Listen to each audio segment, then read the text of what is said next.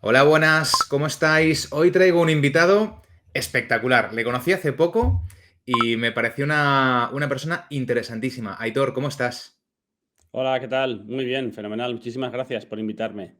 Nada, a ti, bueno, voy a presentarte brevemente, ¿vale? Una cosa que para mí a mí me resultó muy llamativa es que eres emprendedor desde 2015, has pasado por Wana, has sido coceo de Fintonic y desde hace, creo que es un par de años, diriges Gamma Tech School y eres managing partner de Fusuma, que es una consultora boutique sobre digitalización. ¿Es así? Exactamente, esa es la historia de los últimos años. Así, muy resumido. Pero bueno, hay mucho más que contar sobre ti y sobre los lugares en los que estás metido. Pero para empezar, vamos a hacer un test rapidito. Vamos a por ello, Hitor. Venga, Venga, adelante. para conocer tu opinión sobre algunos temas que son relevantes. Por ejemplo, primera pregunta, ¿están las áreas de tecnología plenamente integradas en los negocios de las empresas? Creo que muchas empresas, desgraciadamente, todavía no. Vale. ¿Un directivo al frente de un área de IT o un ingeniero en el comité de dirección? Yo, en general, yo soy ingeniero y soy del equipo de los ingenieros. Yo voy con los ingenieros en dirección casi siempre. ¡Au! Muy bien. ¿Es la inteligencia artificial una bomba de humo? No, no, no, no, no, es una bomba de las gordas. Muy bien. ¿Cuáles son para ti las principales tres cualidades que tiene un buen líder? Pues mira, yo la resumiría en tres palabras, ¿no? Que es perdón, por favor y gracias.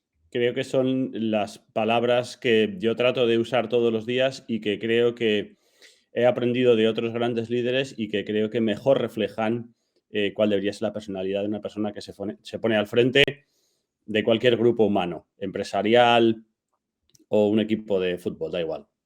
Buenísimo. Última pregunta. ¿Es un directivo que ha emprendido mejor que otro que no?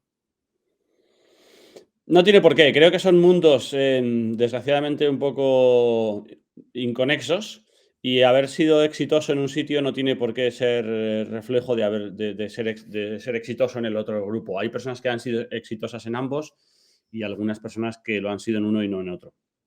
Buenísimo. Aitor, gracias. Mira, Bueno, esta ha sido rápido. ha sido fácil, ¿eh? Mira, esta última pregunta te la lanzaba porque hay un empresario, José Elías, que desde hace unos meses hasta ahora está siendo muy visible, ¿no? En redes sociales. Y en uno de los vídeos que él tiene, una de las cosas de las que se queja es que los directivos en las empresas tienen un problema y es que les da igual el resultado de su gestión porque no se juegan su propio patrimonio, ¿no? No se juegan su riqueza en ese sentido.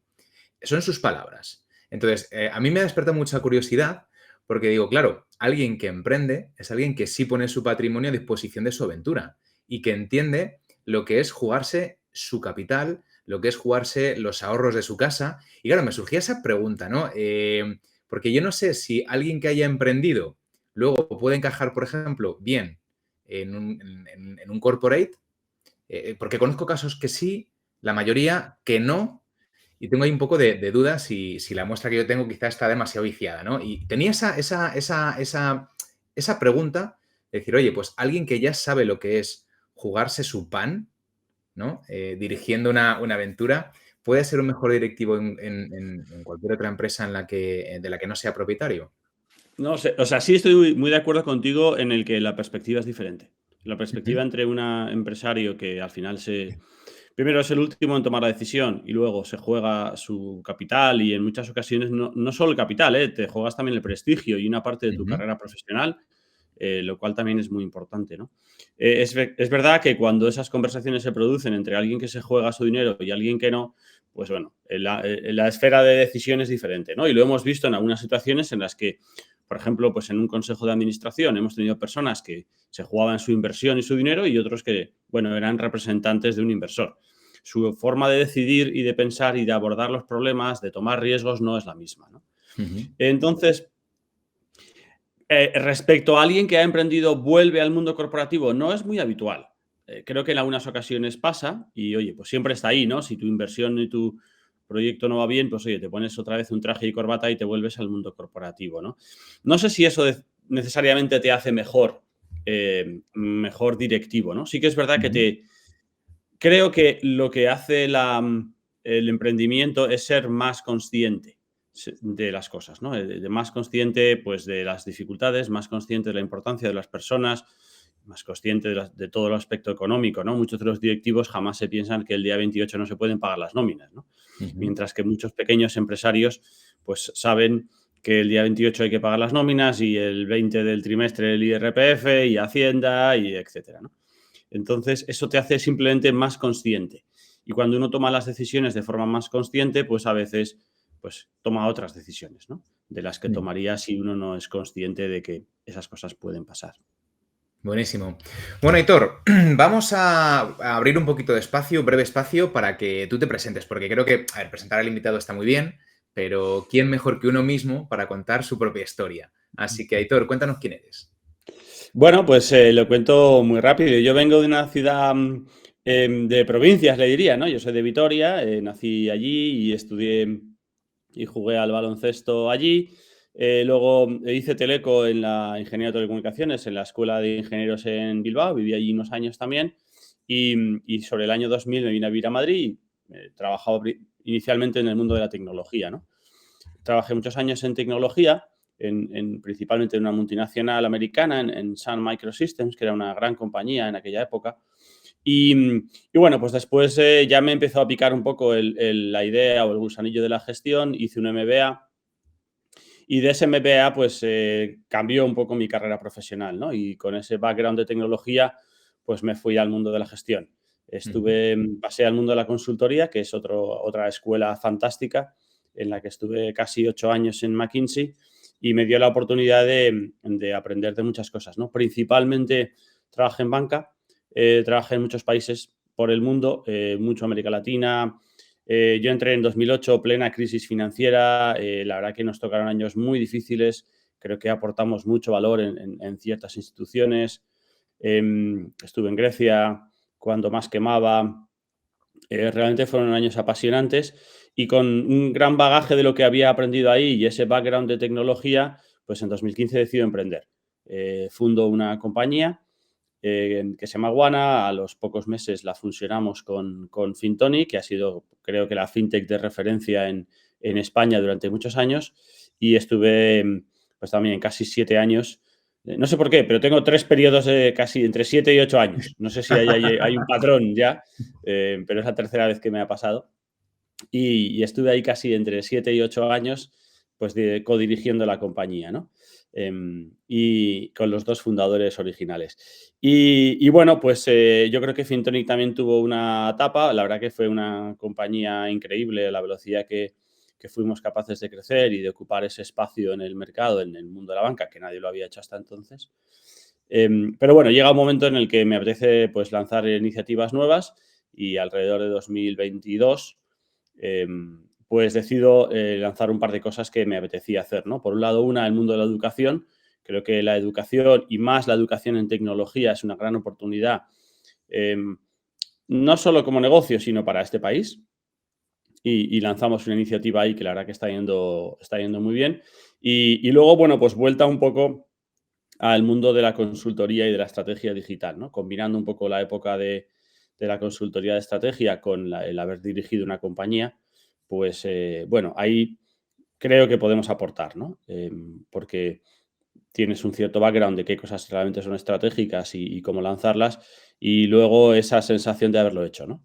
Y de a poder ahorrar a los clientes o a las inversiones nuevas en las que estamos, pues por lo menos los errores que nosotros cometimos que no se vuelvan a cometer, ¿no? Y de ahí estamos lanzando proyectos y la verdad que está siendo muy divertido. Estamos entrando en muchos temas, tenemos ya unos clientes grandes y está siendo, pues la verdad que apasionante. Qué bueno. Bueno, tengo que decir que el día que nos conocimos, que estuvimos hablando un poco de tus empresas, a mí me llamaron la atención dos cosas. Una de cada una de ellas, ¿no? No voy a spoilear demasiado, o sea, nada, nada. Y ya lo abordamos si quieres en otro momento, pero creo que todo lo que estáis haciendo en Fusuma que me comentaste, me parece un espectáculo y me muero de ganas de conocer un poquito más. Así que yo invito a quien sea que nos vea, que tenga curiosidad, que te escriba y bueno, que os contrate, porque tenéis unos proyectos encima de la mesa que son espectaculares y que tienen que ver con cosas de las que vamos a hablar hoy. Y luego, con respecto a la escuela, a Gamma Tech School, me gustó mucho cómo planteaste dos propósitos que tiene, que es enseñar a que la gente aprenda, es decir, aprender a aprender, y buscáis también que la gente aprenda a trabajar. Ya no es una cuestión de capacitarles en términos tecnológicos, de desarrollo de software, etcétera. No es enseñar un stack tecnológico como algunos otros bootcamps y listo, sino despertar esa parte que el sistema educativo habitual no te despierta, ¿no? Que es, por un lado, el apetito por seguir aprendiendo, porque sobre todo cuando nos relacionamos en el mundo de la tecnología, es un mundo en constante cambio, o sabes reciclarte o probablemente tengas una cuestión de 5 años las cosas muy complicadas, ¿no? Y luego, por otro lado, aprender a trabajar, que es una de las cosas que ni siquiera nos enseñan en la universidad, que debería ser, ¿no? En esa preparación para el mercado laboral. Me pareció súper interesante.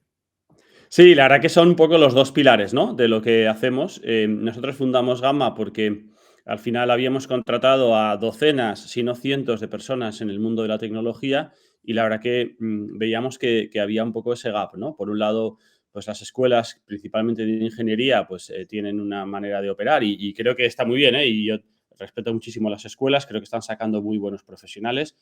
Y la formación tiene otra, la formación profesional me refiero, tiene otra forma de operar que es bastante diferente, ¿no? Entre ambas pensábamos que había una oportunidad de hacer esto, ¿no? De formar a gente y de crear esa inquietud.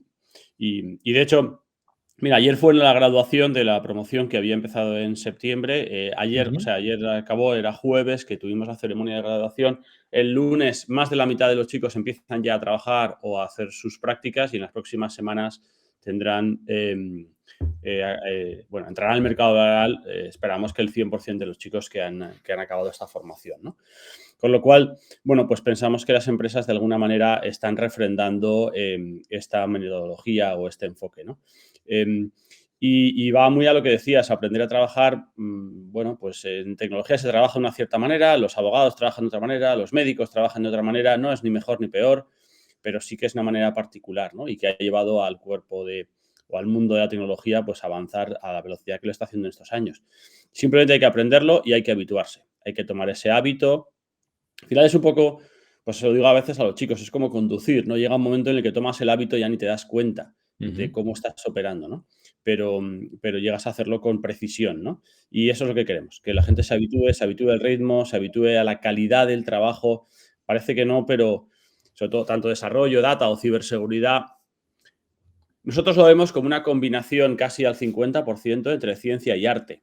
Es decir, hay metodología, hay formas de hacer las cosas, hay best practice, pero al final hay un pequeño artista, ¿no? Que hace un código que dices, joder, esto sí que ha quedado bien, ¿no? Que hace una Ujú. query que dices, joder, esta query, oye, consigue el resultado y además lo hace usando el mínimo recurso posible y además es fácil de entender, etcétera, ¿no? O sea, hay esa pequeña parte de magia, ¿no? Que tienen Ujú. estas personas que son capaces de hacerlo. Tratamos de estimular eso, de que ambas cosas se estimulen. Hay una parte que es puramente metodológica, hay que entender las herramientas que usan, pero claro, el martillo y el cincel son iguales para todos. Pero Claro, luego hay unos señores que hacen unas esculturas maravillosas y otros pues no tanto, ¿no? totalmente. Entonces, eso es lo que tratamos de estimular.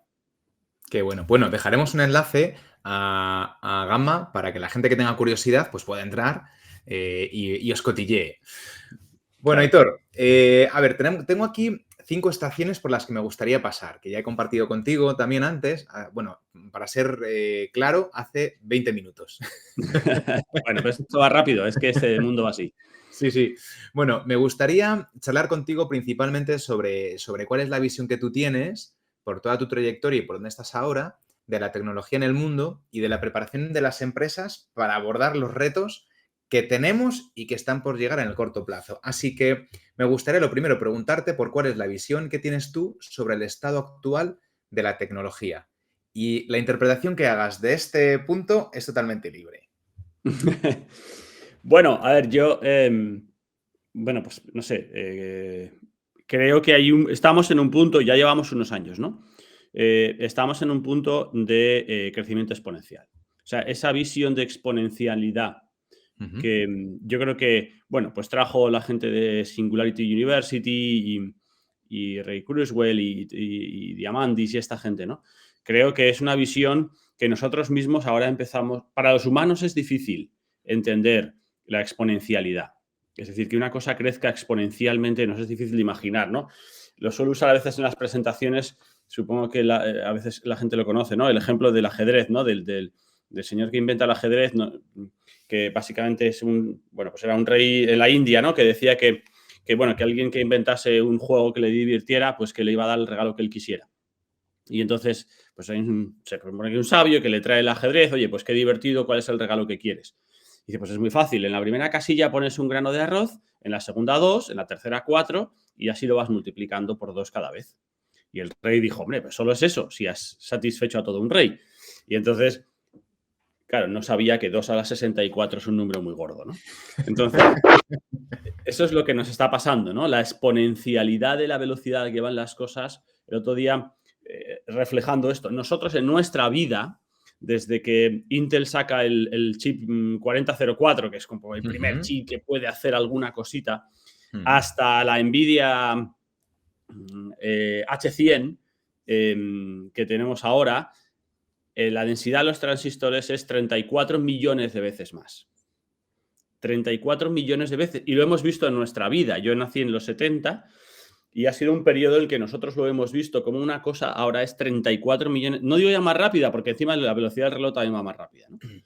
34 millones de veces más. Mientras que el coche, cuando yo nací, iba a 100 por hora y ahora pues más o menos sigue yendo a 120 por hora, ¿no?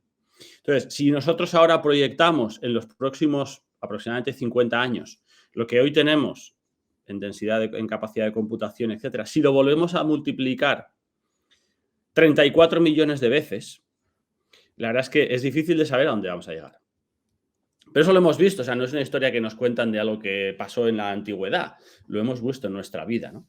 Entonces, eso es lo que creo que es lo que está o lo que va a cambiar. Es decir, cuando alguien lanza una cosa nueva, ya no tiene que... O sea, se apoya en todo lo que se aprendió hasta ayer.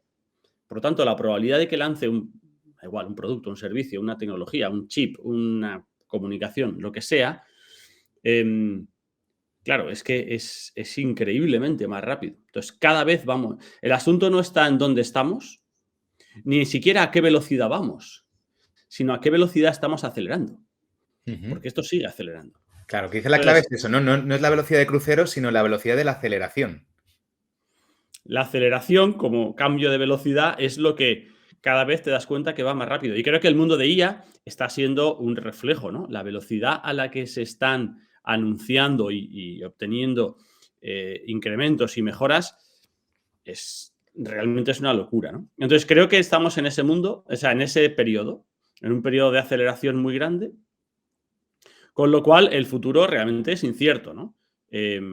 Hasta dónde van a poder seguir evolucionando, porque todo lo que sea digitalizable es susceptible de tomar esas aceleraciones. Estamos ahora, y me refiero al análisis de nuevas moléculas, de nuevos materiales, o sea, cualquier cosa que sea por naturaleza digitalizable va a tomar esas velocidades. La construcción, pues como no lo es, pues seguiremos construyendo casas a la misma velocidad que construíamos casas hace 200 años, ¿no? Quizá un poco más rápido, pero no 34 millones de veces más rápido. Claro. Entonces, todo lo que entre en ese perímetro de la digitalización creo que va a tomar unas velocidades enormes y se va a ver en todos los sitios. En visión artificial, en conducción autónoma, en energía, en todos los aspectos, ¿no? Ahí, fíjate, yo creo que es un tema que ya se destapó recientemente con la irrupción de blockchain. Lo estamos viendo también con la inteligencia artificial a día de hoy. La pregunta que yo me hago dos preguntas. Y es, socialmente, ¿hasta dónde vamos a estar preparados para absorber los cambios que nos traiga la tecnología? Porque la tecnología no se adapta a nuestro cambio social, sino que se rige por unos parámetros distintos, el desarrollo tecnológico, y nosotros nos tenemos que adaptar de alguna manera, ¿no? Lo hemos visto, por ejemplo, con el sobreuso de redes sociales de chavales pequeños, de adolescentes, que están suponiendo riesgos importantes para su seguridad, para la seguridad de sus familias, ¿no? Ese típico momento en el que se sacan fotos en casa y dejan ver lo que hay dentro de las casas y además luego publican cuando están fuera de vacaciones, ¿no? que en el caso de, o sea, ahí le sumo otra cosa más, que es lo que tarda la regulación en empezar a establecer unos perímetros que ayuden a casar de alguna manera, ¿no?, el movimiento social o el seguimiento social del avance tecnológico. Entonces, yo te pregunto ahora mismo, Aitor, ¿a dónde crees tú que apunta la tecnología en el futuro más cercano? Hablemos de, no sé si de este año, quizá del que viene, porque igual ya pensar en el 26 es pensar demasiado lejos. Bueno, yo creo que ahora lo que está, o lo que estamos viendo, ¿no? Por lo menos en conversaciones con clientes y con gente del entorno, ¿no? Evidentemente es IA, ¿no? IA es lo que está, o sea, está, nosotros tal y como se lo explicamos a los clientes, ¿no? Lo que no estamos hablando, por lo menos en este país, y quizá desgraciadamente, no tanto de construir las IAs, sino de aprender a usarlas y a Ujú. usarlas profesionalmente. Es decir, y a veces a los clientes se lo decimos como, no, oye, esto no va de que tú construyas el coche, va de que aprendas a conducirlo.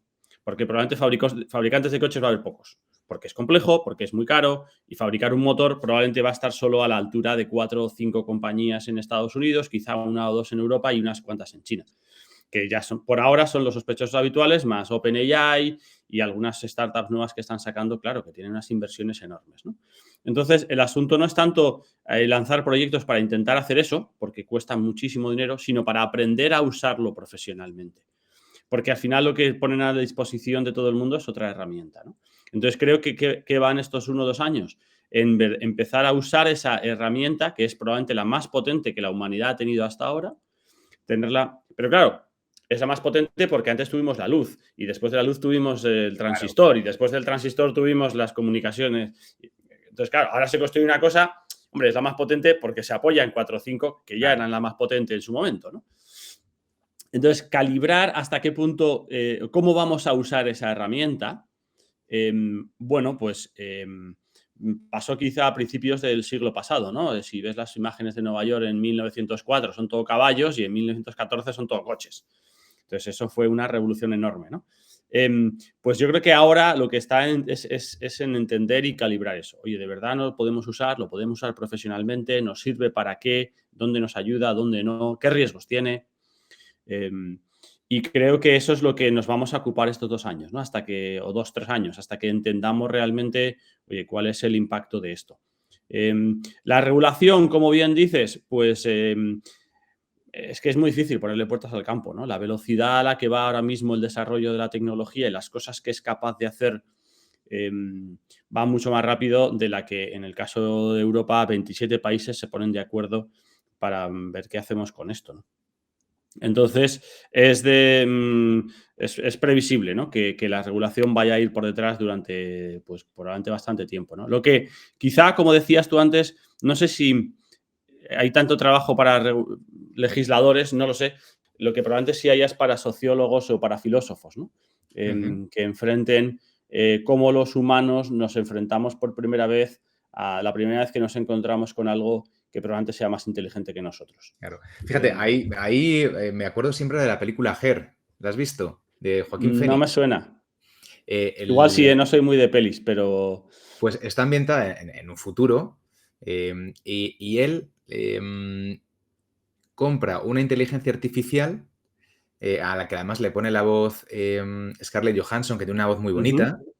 Y bueno, pues el tío establece una relación emocional con la inteligencia artificial hasta el punto de que no distingue que es una IA y el tío se enamora de la IA. Y no cuento el final, porque yo creo que es una película muy disfrutable, pero que de alguna manera yo creo que nos deja ver uno de los potenciales riesgos, ¿no?, que hay desde el punto de vista, no sé si sociológico, psicológico o qué, que es dibujar una nueva realidad, ¿no? Yo hablaba con gente sobre el metaverso, sobre la realidad virtual, y que me decían, es que eso es mentira. Digo, ¿cómo que es mentira? Es que igual tenemos que redefinir lo que significa realidad.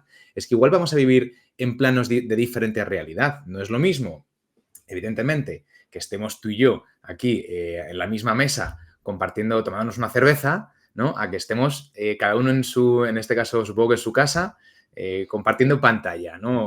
O canuto Claro. de fibra óptica. Pero claro, en el momento en el que tú ya creas un espacio nuevo que no sustituye, sino que complementa, ¿no? ¿Es real o no es real? Entonces, ¿de qué maneras? Claro, vamos a empezar a interactuar con la inteligencia artificial, no ahora que está todavía en pañales, que podemos hacer muchas cosas, pero está todavía en pañales.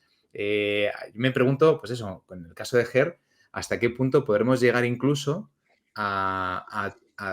bueno, pues a crear unos vínculos Sí, emocionales? sí. Mira, de hecho, tenemos no es una propuesta formal, pero sí que una compañía en algún momento, estamos haciendo con ellos otro proyecto y lanzó la idea de hasta qué punto pudiéramos estirar este servicio para las situaciones o las personas de soledad no deseada. Ujú, Porque, bueno, ellos en parte, tienen un acceso a un cierto público que está en esa situación.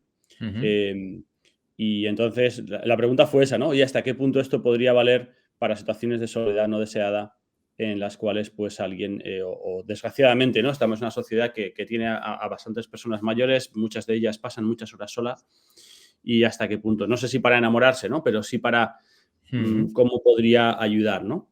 Am, entonces, creo que esas cosas van a venir. Y esas cosas no es, creo, tanta tarea de los ingenieros decidir si se pueden hacer o no, que seguro que sí. ujú. La cuestión va a estar más en esa parte de la sociedad que es, pues, trabaja más en el ámbito de la sociología, de la psicología, quizá de la política, el decidir, oye, estas cosas hacen sentido, no hacen sentido, de qué manera deberíamos empujarlas no deberíamos empujarlas, ¿no? Pero realmente va a ser difícil, ¿eh? Porque creo que no sé si lo comentamos en algún momento, ¿no? Pero quizá ha pasado un poco por debajo del radar el tema de las gafas estas de visión artificial, Ujú. que ya hay varias en el mercado, pero no es por hacer publicidad, pero las últimas que han salido realmente, Las Apple Vision bueno, son Pro. un cambio. Las Apple Vision Pro son un cambio radical. O sea, Ujú, realmente hasta ahora quizá el metaverso no había acabado de acelerar, entre otras cosas, porque no había un dispositivo. Los que había mareaban un poco, no eran totalmente inmersivos, cansaban mucho, pesaban, etcétera. La verdad es que el uso de las Apple Vision Pro es de nuevo otro salto galáctico, ¿no? Y ujú, estamos en la versión 1, veremos a ver qué pasa en los próximos años, ¿no? Pero realmente eso sí que creo, que va a cambiar porque trae una realidad inmersiva que la puedes ver, la puedes tocar. ujú. Em, realmente creo que va a ser un cambio muy potente, ¿no? Qué bueno. Y el otro cambio que creo que, y es el que nosotros estamos trabajando ya como te decía, ahora mismo con 2, quizá con 3 proyectos, es que, esto sí que es más un poco visión, ¿no? Pero sí que pensamos que parte de la interacción entre hombres y máquinas va a volver al lenguaje natural. Es decir, nosotros desde que se descubre el lenguaje hace no sé cuántos miles de años, pues los hombres nos hemos comunicado por lenguaje natural, luego se empieza a escribir y entonces empezamos a poner garabatos en unos papeles para pasarnos ideas unos a otros, ¿no? Y en los últimos 20 años, pues hemos inventado unas cosas que tienen unos teclados con unas teclas que tienes que teclear y un ratón y una flechita en la que tienes que ir con un aparatito que la realidad es que quizá eso no haga tanta falta a partir de ahora y que podamos volver a dar instrucciones sencillas en lenguaje natural y que una máquina las va a entender, ¿no? Entonces Bueno, estamos un bueno, poco muchos de trabajando. los que tenemos asistentes en casa, como Siri o como Alexa, estamos dando, vamos, palmas con las orejas. En el momento en el que puedas dar más de una instrucción seguida, va a ser es una Entonces, auténtica ahí es revolución. donde pensamos que esto va a poder, o sea, que la inteligencia, porque lo gran salto de la inteligencia sobre todo de los modelos, ¿no? De los LLM, fíjate, yo creo que no es tanto en la parte generativa, que es interesante, evidentemente, ¿no? Si conoces los modelos, ¿no? En el encoder, sino en la parte de entender de verdad lo que dice esta persona. Ujú, O sea, cómo son capaces de, bien sea por escrito, bien sea por audio, de verdad entender el significado intrínseco de lo que le estás pidiendo. ujú, Luego lo genera, pero es que primero hay que entenderlo. claro. Y eso es lo que se ha conseguido, ¿no? Entonces, estamos trabajando en eso. Es decir, estamos trabajando en crear canales alternativos para diferentes instituciones que ya no son la app y la web, Ujú, sino que es la voz o el lenguaje natural. En el que, qué oye, bueno. dame tu instrucción, que es como se lo preguntarías al señor de tu banco. Oye, Sí, sí, sí. dime el saldo o quiero pedir esto o qué papel tengo que firmar. Y si vas a un banco así es como interactúas, ¿no? Claro, Ahora yo no, es te que ponen un fíjate, papel con unas opciones que no entiendes muy bien.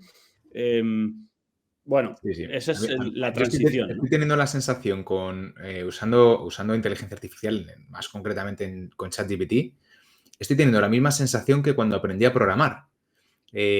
Porque hay que aprender a interactuar con la IA, como tú comentabas antes, ¿no? No es una cuestión de decirle a la IA de repente una cosa descontextualizada y que te dé lo que tú esperas que suceda, sino que hay que aprender también no solamente los parámetros de funcionamiento de cada motor de IA, sino cómo darle el contexto adecuado, que es dar una explicación buena de todo lo que tú tienes en mente y toda la información que tú estás manejando eh, para generar tú la idea de lo que esperas recibir, ¿no? Para generar tu propia expectativa. Yo creo que el arte ahora mismo del uso de la IA está ahí.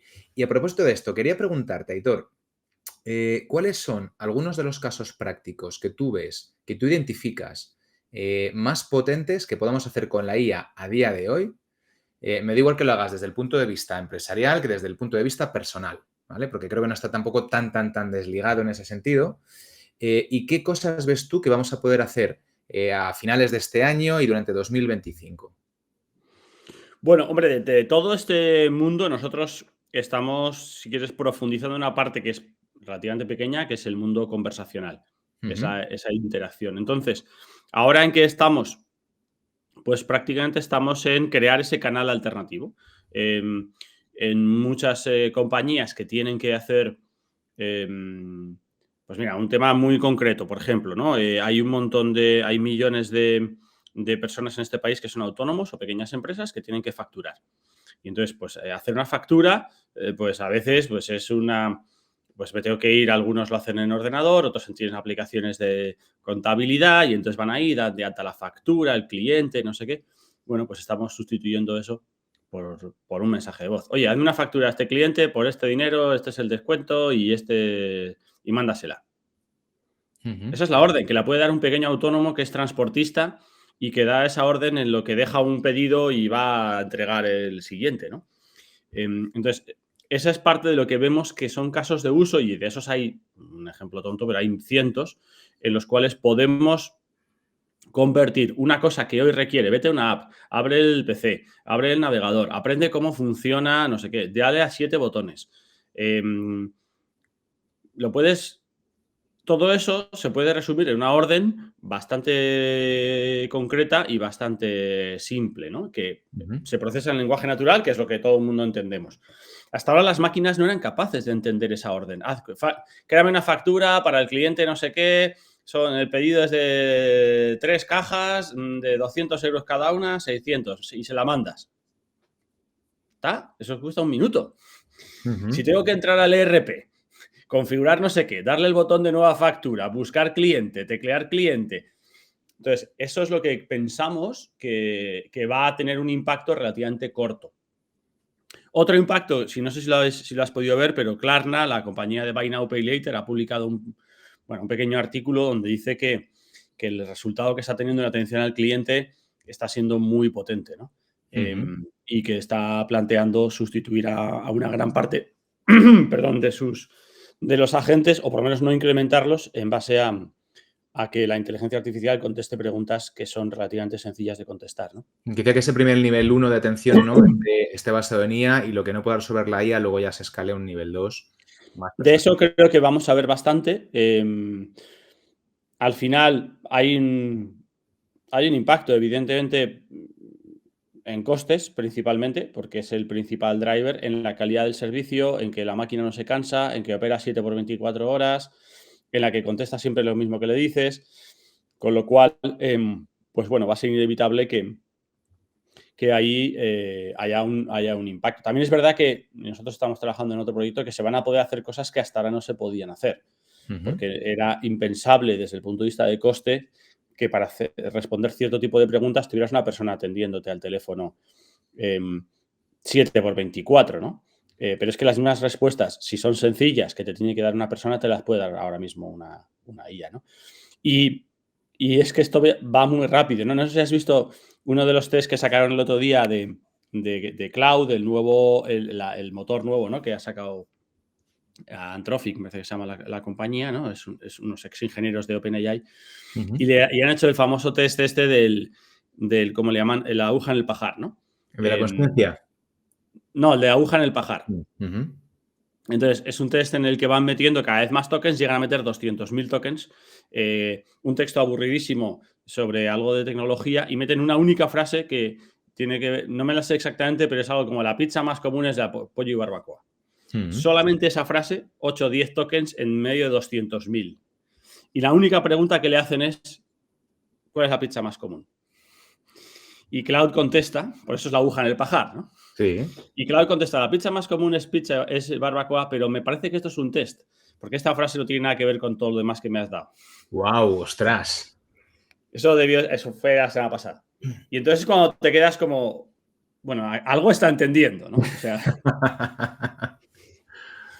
Qué bueno.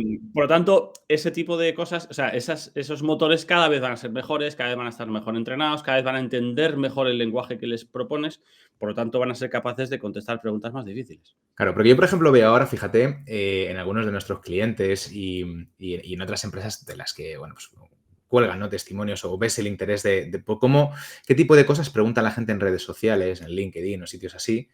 Es que la gente alucina ahora mismo simplemente con que con Copilot, por ejemplo, la gente que utiliza Teams, ¿no? Las empresas que utilizan Teams como herramienta corporativa, te haga un resumen de una reunión. Pero claro, es que eso no es ni la punta de la punta de la punta. O sea, eso es una chorradilla que hace gracia, ¿no? El típico efecto wow. Y te diga además, oye, pues no sé quién ha participado más, no sé quién ha participado menos, que para algunas cosas puede estar muy bien, pero que todavía no se explota adecuadamente, ¿no? Pero claro, la gente alucina con eso o con que tú puedas meter un texto en ChatGPT y te haga un resumen, o que tú le pidas de hecho un resumen de un libro y te lo ofrezca. Sí, claro. Pero claro, es que estamos hablando de cosas mucho más potentes. Lo que hoy es posible hacer, quiero decir. Claro. Bueno, el resumen de un libro es y la descripción de una foto y la descripción de un vídeo. Y el otro día, por ejemplo, estuvimos con una compañía que, bueno, tiene un software relativamente complejo y tienen, pues lo típico, unos manuales, pero claro, los manuales los hemos escrito los humanos, ¿no? Entonces han dejado que la inteligencia artificial analice unas cuantas preguntas y ha dicho, ahora, reescríbeme el manual al hilo del tipo de preguntas que está haciendo la gente. Y entonces la IA te devuelve el manual reescrito de cientos de páginas, ordenado o alineado para contestar mejor al tipo de preguntas que la gente está haciendo, ¿no? Claro, O sea que realmente, y eso no es súper complicado hoy por hoy, ¿no? claro. Entonces, la cuestión aquí, cuando va avanzando, es esa capacidad generativa, ¿no? Esa capacidad de inventar cosas que nosotros no se nos habían ocurrido nunca o no hubiéramos hecho nunca, ¿no? Mm. Em, Y con un la cerebro verdad es que único, porque tú, por ejemplo, hablas del servicio de atención al cliente y cuando tenemos operadores humanos, ojo, que no estoy en contra del operador humano, todo lo contrario, ¿eh?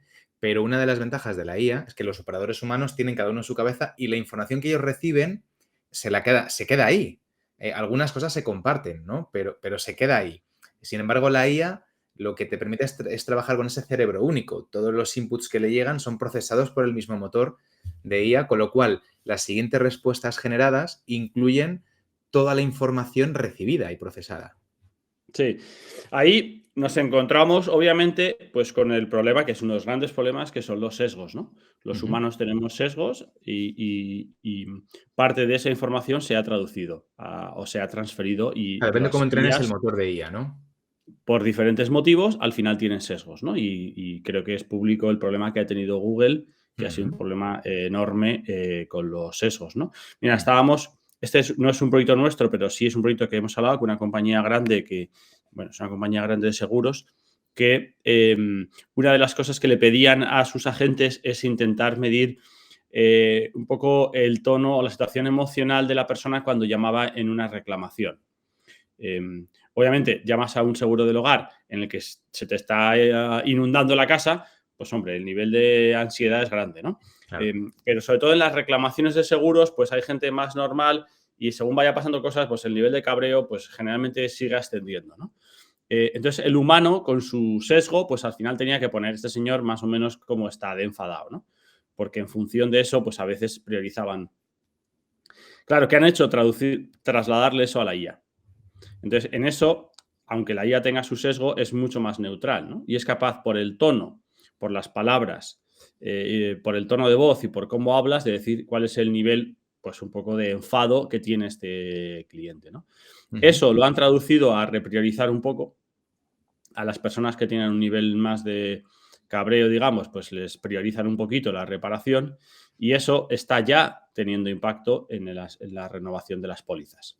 Fíjate, O sea que estas cosas al final llegan a la cuenta de resultados, ¿no? claro. Porque evidentemente una mala respuesta o un retardo en la reparación, pues en un seguro de hogar, etcétera, pues en muchas ocasiones lleva a la cancelación o a la no renovación de la póliza al año siguiente, ¿no? Entonces, son cosas que tienen impacto real, que eso acaban en la cuenta de resultados de las compañías, si se hacen Claro. bien.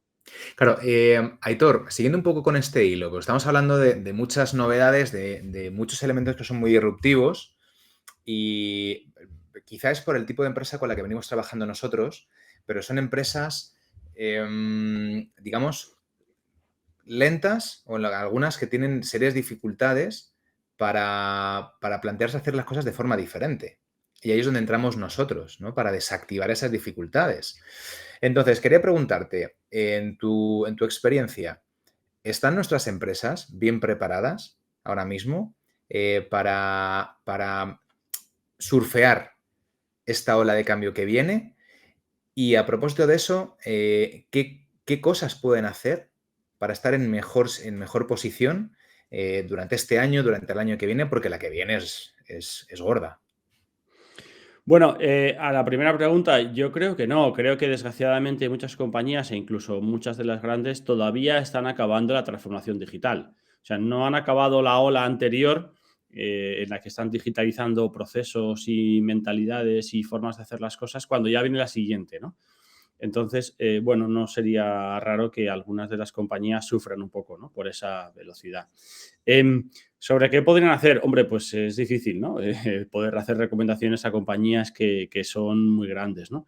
Yo creo que la primera es, creo que hay algo de reconocimiento, ¿no? De verdad de entender o dedicar un cierto tiempo y un cierto grupo de personas a entender de forma profunda cuál es el impacto que esto puede tener en su compañía. Y no es lo mismo si uno es un banco que si es una compañía de telecomunicaciones, de seguros o que fabrica aviones, ¿no? Sí que entendemos, por lo que decíamos un poco por la visión anterior, ¿no? Todo lo que es digitalizable es susceptible de alguna manera de acabar en el mundo de la inteligencia artificial, ¿no? Por lo tanto, todas aquellas empresas que tengan procesos, negocios, actividades digitalizables, pues van a poder usar esta herramienta. Esto no deja de ser una herramienta más, lo que pasa es que es una herramienta increíblemente poderosa, ¿no? El señor que en los años 90 no tenía coche y de repente hay coches, pues claro, podías hacer muchas cosas que antes no podías. Y cuando tenías luz y el señor que no tenía luz, pues lo mismo, ¿no? Entonces, de hecho, no sé si lo recuerdas, ¿no? Pero a principios del siglo XIX, el ingeniero de la electricidad estaba en el comité de dirección de JP Morgan. Sí, a mí Porque, me, claro, me pilló, tener me luz. pilló un poco joven, pero lo recuerdo. No, pero de haberlo leído, ¿no? Pero no, el que hoy es el, entre comillas, electricista, ¿no? El chispas está en el comité de dirección. Claro, tener electricidad era muy importante en aquella época, ¿no? Pues ahora pasa lo mismo, ¿no? Esto no deja de ser una herramienta. Lo que Mm. pasa es que es una herramienta muy poderosa, ¿no? Ahora dices a una compañía, no, quítate los móviles, o quita internet, o quita el teléfono, quita el email.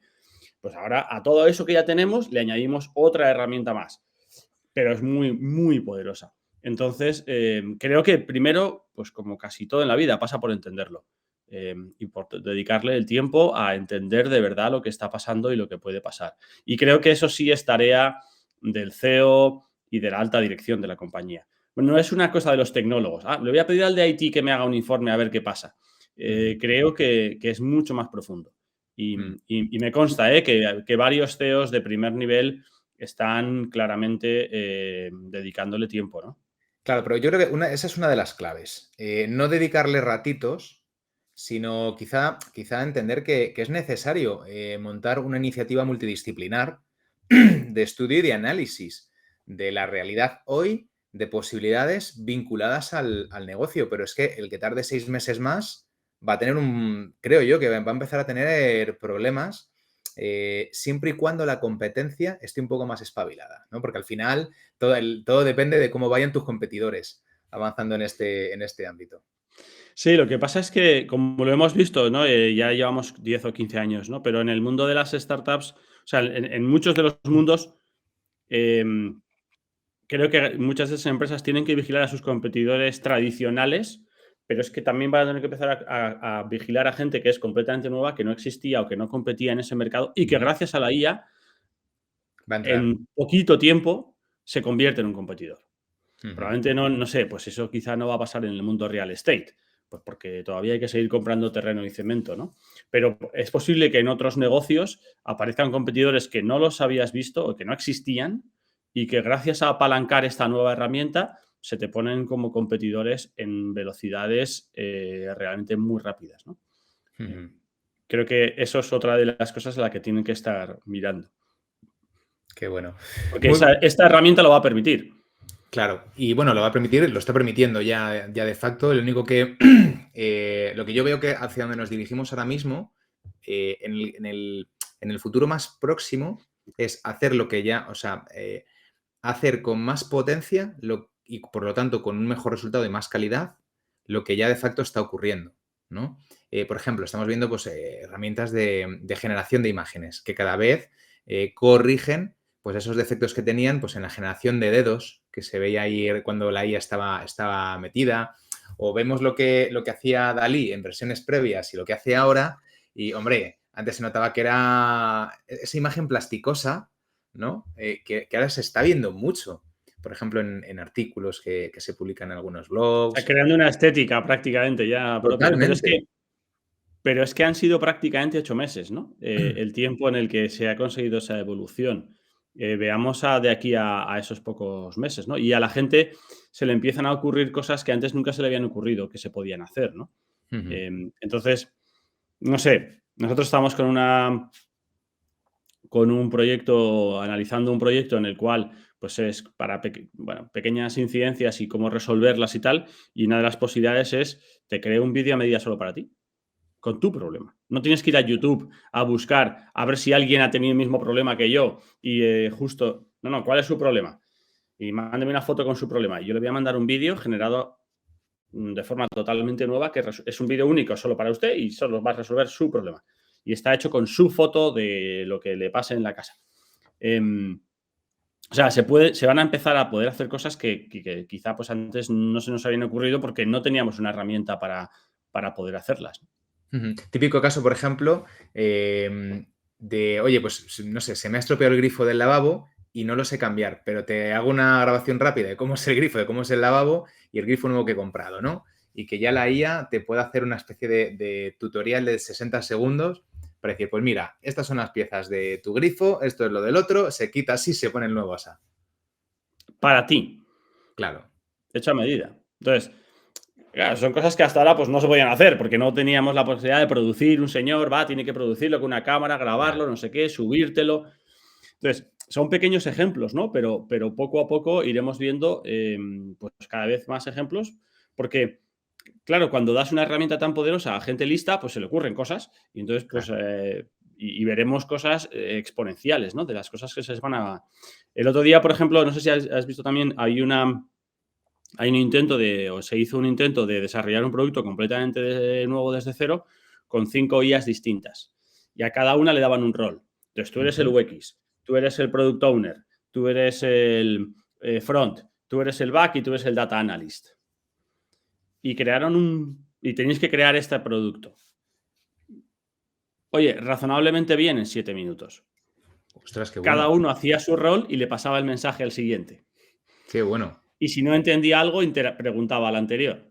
Porque Qué el bueno. contexto que tú dices, oye, tú eres un desarrollador de no sé qué, este otro te va a pedir, te va a entregar cuál es el diseño. Si hay cosas que no entiendes, no sé qué, pregúntale. Y entonces, tú eres un desarrollador front, el de UX te va a entregar esto. Y tú eres un desarrollador back. Y interactuando entre las 7, eran 5 IAs Ujú. diferentes, motores diferentes, sacaron un productito, obviamente, pues muy básico, pero Sí, pero estamos hablando ya de creación de aplicaciones en tiempo, o sea, en minutos en específicas minutos. para... Joder, fíjate, Y de interacción entre ellas. claro. Em, entonces, bueno, no lo sé, ¿a dónde vamos a poder? Pues no lo sé, o sea, no sería raro que tengas un accidente, te choques con uno en el esto, pues tú mandes tu foto, tu IA te haga el informe en tiempo real, el del otro haga el informe en tiempo real, ambos se manden a otra IA que hace de De juez de intermediario, paz ¿no? y lo resuelva. Y en 3 minutos ha resuelto el accidente, ¿no? Y ya sabe fulano a quién tiene que llegar y quién va a pagar a quién y está resuelto, ¿no? No te hace Fíjate. falta... O sea, quiero decir que la imaginación te va a llevar a hacer cosas que ahora ni se nos ocurren, ¿no? Qué bueno. Bueno, Hitor, mil gracias por este rato. Nada, un placer. Espero que haya sido útil. Hemos hablado de muchas cosas y encantados. Y un placer Bueno, hablar. yo me quedo con las ganas para otro momento que nos sales un poco más de esas dos iniciativas, de esas dos empresas que tienes, porque creo que tienes ahí algunos elementos que son muy inspiradores y muy divertidos, intelectualmente hablando, muy divertidos de conocer y de entender. Así que hablamos Un en el placer. futuro, Estás ¿vale? invitado cuando quieras Muchas gracias, y nos Aitor. vemos allí. Gracias, un abrazo fuerte.